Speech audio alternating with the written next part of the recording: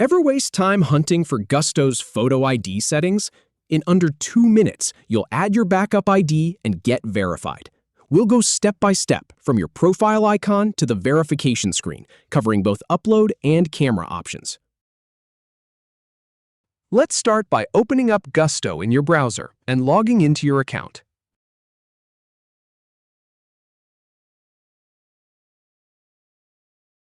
Go ahead and click the profile icon in the top corner. Then, from the drop-down menu, choose Settings.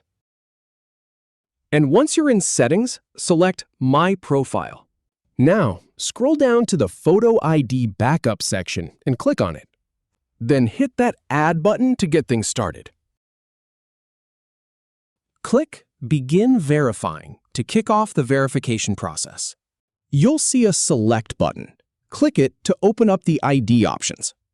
Then choose the ID type you'll use, such as a driver's license. Pick Upload a Photo to browse for an image of your ID. Or go with the camera icon to snap a fresh picture instead. And that's it. You're all set. If you have any feedback or if any info is inaccurate, please leave a comment below. We'll do our best to answer or redo the video if needed. Thanks for watching.